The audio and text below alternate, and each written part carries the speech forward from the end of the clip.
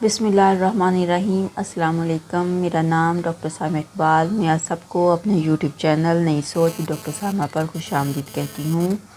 آج جدید اردو غزل کے حوالے سے میرے لیکچر کا عنوان ہے ادا جعفری کے کلام کی خوبیاں۔ اس کو میں نے عنوان دیا ہے ادا جعفری اردو شاعری میں نسوانی آواز کا ارتقاء۔ سٹارٹ کرتے ہیں۔ ادا جعفری کا اصل نام عزیز جہاں تھا۔ وہ 22 اگست 1924 کو بدایون اتر پردیش میں پیدا ہوئیں۔ تقسیم ہند کے بعد وہ پاکستان منتقل ہوئیں۔ یہاں انہوں نے اپنی شاعری کو فروغ دیا۔ ادا جعفری نے بہت کم عمر میں ہی لکھنا شروع کر دیا تھا اور ابتدا میں کلمی نام ادا بدایونی استعمال کرتی تھی۔ شادی کے بعد جب ان کے شوہر کا نام نور الحسن جعفری تھا تو انہوں نے اپنے کلمی نام تبدیل کر کے ادا جعفری رکھ لیا۔ ان کا انتقال 3 دسمبر 2015 کو کراچی، پاکستان میں ہوا۔ ادا جعفری ایک روایتی خاندان سے تعلق رکھتی تھی، مگر ان کی پڑھائی اور لکھائی میں دلچسپی بہت گہری تھی۔ اس دور میں قدامت پسند خاندانوں میں لڑکیوں کا زیادہ تر وقت گھر کے کاموں اور خانہ داری سیکھنے میں گزرتا تھا، لیکن ادا جعفری اپنی ذاتی لگن کی بدولت جگر مراد آبادی، فراق گورکھپوری اور اختر شیرانی جیسے شعراء کے کلام کا مطالعہ کرتی رہتی تھیں۔ اقبال ان پر سب سے زیادہ اثر انداز ہوئے۔ شعر و شاعری کے ابتدائی دنوں میں وہ اختر شیرانی اور جعفر علی خان سے اصلاح کرتی رہیں۔ ادا جعفری تخلیقی ذہن کی حامل تھی۔ وہ بہت کم عمر یعنی 9 سال کی عمر میں پہلا شعر لکھا۔ ان کی پہلی غزل 1954 میں شائع ہوئی۔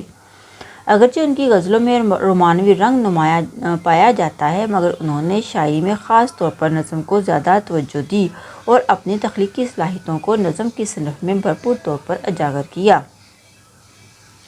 ادا جعفری کی تصنیفات: نمبر 1، میں ساز ڈھونڈتی رہی، 1950 شاعری، شہر درد، 1967 شاعری، 1968 میں آدمچی ادبی انعام ملا۔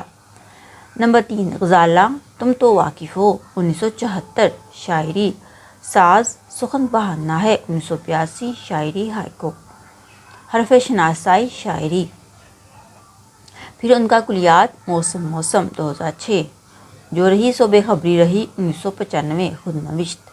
کلام کی خوبیاں: سب سے بڑا فریب ہے خود زندگی ادا، اس ہیلا جو کے ساتھ ہی ہم بھی بہانہ ساز۔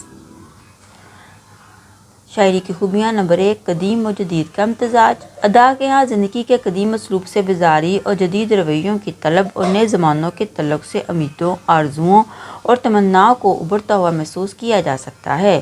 انہوں نے اردو شاعری کی روایتی نسوانی تصویر یعنی صبر، خاموشی، شکوہ سے محروم محبوبہ سے ہٹ کر ایک ایسی عورت کا تصور پیش کیا جو سوچتی ہے، محسوس کرتی ہے اور اظہار کا حوصلہ رکھتی ہے۔ ان کے ہاں سماجی جبر، روایتی اقدار کی سختی اور عورت کی محدود شناخت سے ایک واضح بیزاری محسوس ہوتی ہے، لیکن یہ بیزاری تلخی یا بغاوت کے انداز میں نہیں بلکہ شعوری نرمی اور مہذب احتجاج کے ذریعے سامنے آتی ہے۔ ادا جعفری کی شاعری میں نئے زمانے کی عورت کی جھلک ملتی ہے، جو خود اپنے وجود سے باخبر ہے، جو صرف صنفی تعلقات کے حوالے سے خود کو نہیں پہچانتی بلکہ اس کے اندر علم، تخلیق، خودی اور امید کی روشنی بھی ہے۔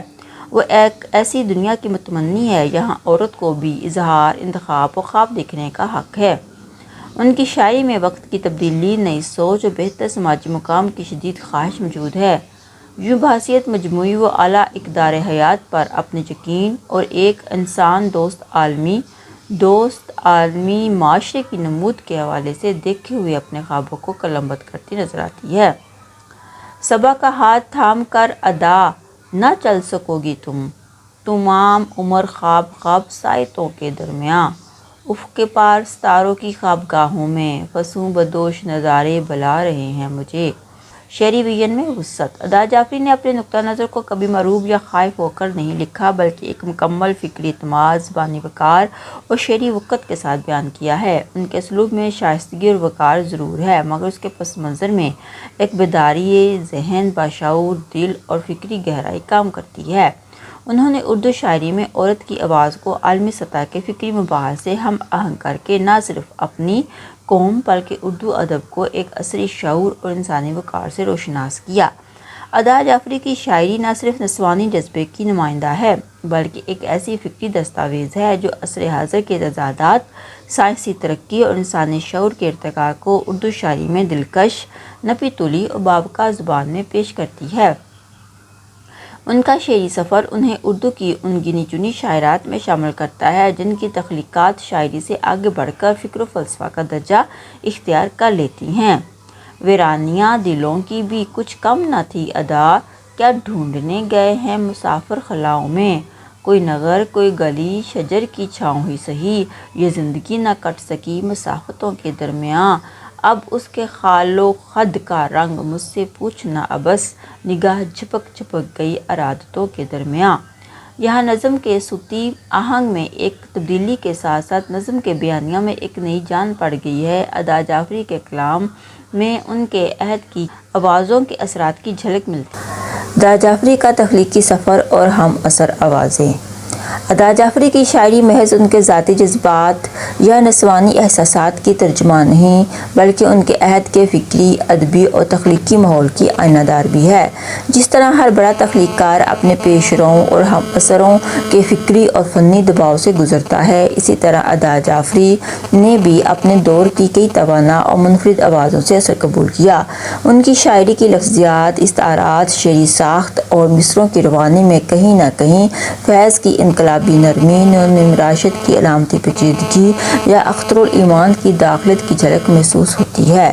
تاہم ادا جعفری نے محض تقلید نہیں بلکہ ان اثرات کو اپنے منفرد لہجے اور نسوانی شعور سے اس طرح ہم آہنگ کیا کہ ان کی شاعری ایک جداگانہ پہچان حاصل کر گئی۔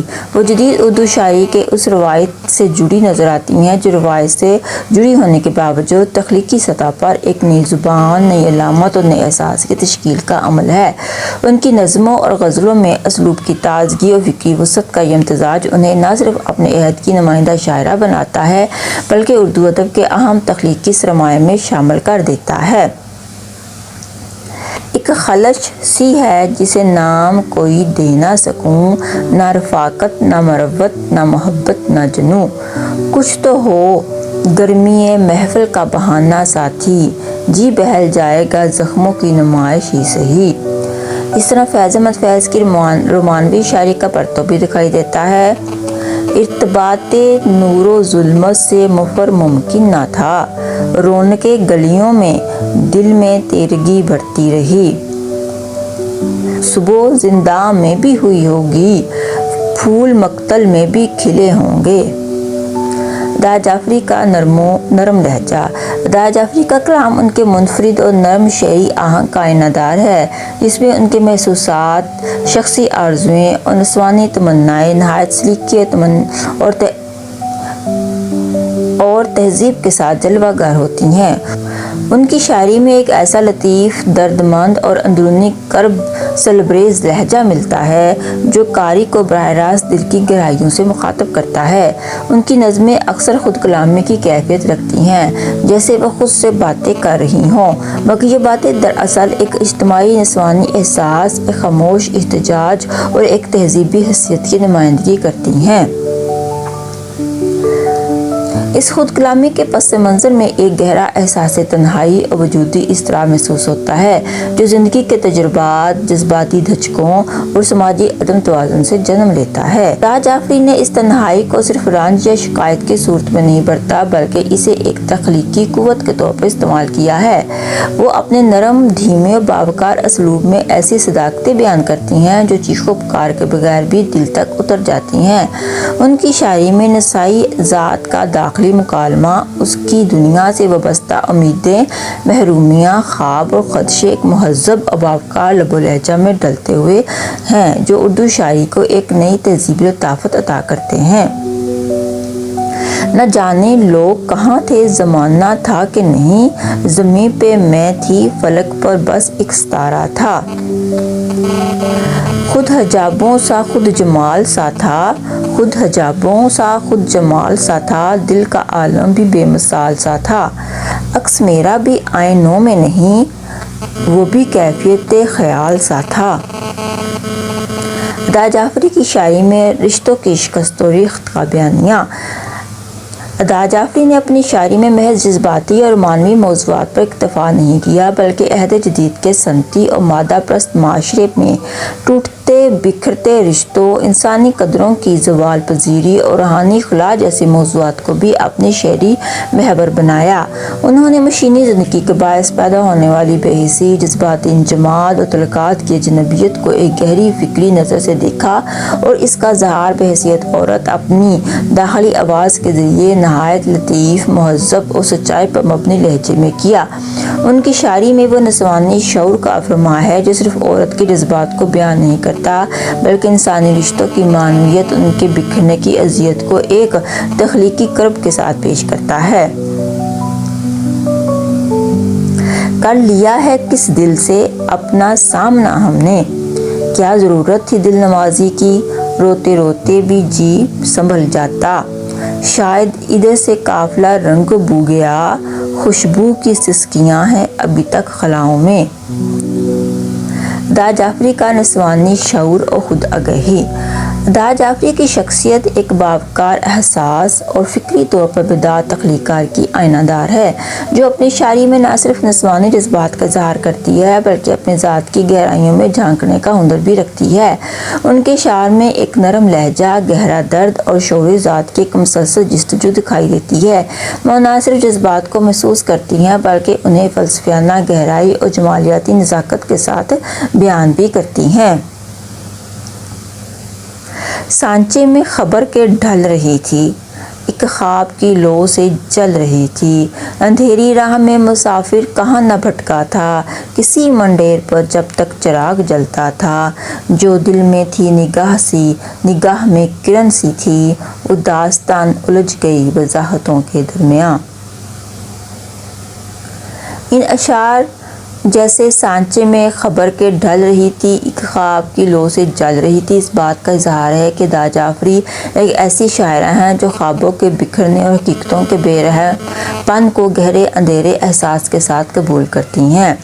ان کی شاعری سے جھلکتی ہوئی شخصیت ایک ایسی عورت کی ہے جو روایتی نسائی کردار سے آگے نکل کر ایک باوقار، باخبر اور اندر سے مضبوط شخصیت کی علامت بن کر ابھرتی ہے۔ ان کی شاعری میں خود کلامی، داخلی مکالمہ اور وجودی سوالات بار بار سامنے آتے ہیں جو ان کے شعور ذات، جذباتی تہذیب اور فکری وقار کا ثبوت ہیں۔ دا جعفری کی شخصیت میں ایک خاص طرح کی خاموشی کی طاقت ہے جو ان کے لہجے میں بھی محسوس ہوتی ہے، ایسی خاموشی جو وقت کو سننے، دکھ کو محسوس کرنے اور لفظوں میں ڈھالنے کا فن جانتی ہے۔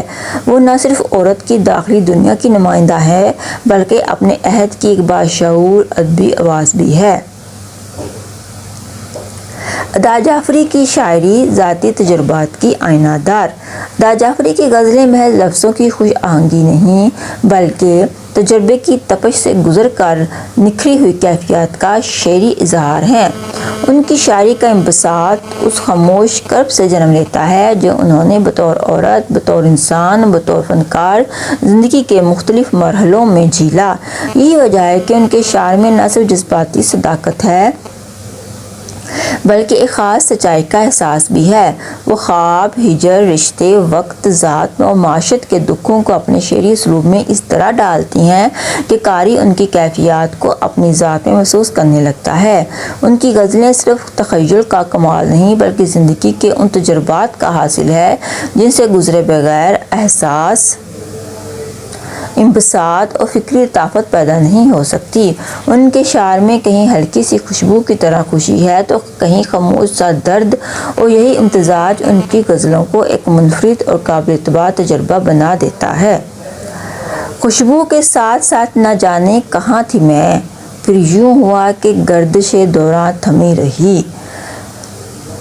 ایک جیون میں کتنے جیون جھیلے ہیں، پل بھر اپنے پاس رکوں یا رہنے دوں، کیا جانے کیوں اداس تھی وہ، کب اتنی ادا شناس تھی وہ۔ دا جعفری کے کلام کا فنی جائزہ۔ تشبیہ: ہر ایک قدم اٹھا تھا نئے موسموں کے ساتھ، ہر ایک قدم اٹھا تھا نئے موسموں کے ساتھ، وہ صنم تراش تھا بت پوجتا نہ تھا۔ دلوں کی عرض تمنا کو اور کیا کہنا، کبھی کرن کبھی شبنم کبھی دعا کہنا۔ استعارہ: صلیب شاخ سے سائے کی آرزو تھی ادا، کمال سادگی رہ نشین کی بات کروں۔ تمثال کاری، آندھی میں برگ گل کی زبان سے ادا ہوا وہ راز جو کسی سے ابھی تک کہا نہ تھا۔ تکرار لفظی، آنکھیں اداس اداس ہیں چہرہ بجھا بجھا، شام فراق پھر بھی تجھے مرحبا کہیں۔ علامت، اب کے صبا کی نرم مزاجی کو کیا ہوا، بکھرے پڑے ہیں تازہ شگوفے ہواؤں میں۔ تلميح، یارب مجھے بتا کہ میرے عہد کا مسیح اپنے صلیب آپ کہاں تک اٹھائے گا۔ جنہیں تحریر گل و لالہ کہا تھا تم نے، ہر نظارہ پہ نظارگی جاں تم کو، ہر گلی کوچہ محبوب نظر آئی تھی۔ رات کو زلف سے تعبیر کیا تھا تم نے، تم بھلا کیوں رسن و دار تک آ پہنچے ہو، تم نہ منصور نہ عیسیٰ ٹھہرے۔ روزمرہ زبان، میرے لہو سے کہیں تو کھلے گل و لالہ، با یاد ہم نفساں آستین کی بات کرو۔ سادگی و سلاست، میرا افتخار وفات تلک مجھے راس آ نہ سکا ادا، تیرا نام جس پر لکھا رہا وہ کتاب آج بھی سادہ ہے۔ سنت امراۃ النظیر، بھنور سے پوچھو ادا اب کے ساحلوں کا پتہ، نہ راس آیا سفینے کو نہ خدا کہنا۔ حاصل کلام، ادا جعفری کا شعری سفر بے حد کامیاب رہا اور ان کے شعری مجموعے ان کے فنی ارتقاء کی نمایاں نشان ہیں۔ یہ مجموعے اردو کی جدید شاعری میں ایک مستند مقام رکھتے ہیں جن کا ذکر کیے بغیر جدید اردو شاعری کی منفرد آوازوں کا مکمل تعارف ممکن نہیں۔ ادا جعفری نے کبھی بھی یکسانیت کو جگہ نہیں دی بلکہ ان میں تازگی اور جدت کی ایک ایسی لگن موجود ہے جو ہر سچے فنکار کو ہمیشہ متحرک اور تازہ دم رکھتی ہے۔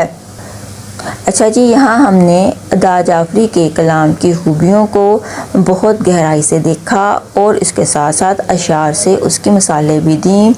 مجھے امید ہے کہ آپ کو میرا یہ لیکچر پسند آیا ہوگا۔ اگر آپ کو یہ لیکچر پسند آئے تو اس کو لائک اور سبسکرائب ضرور کیجیے گا۔ اس کے ساتھ ہی مجھے اجازت دیں۔ اللہ حافظ۔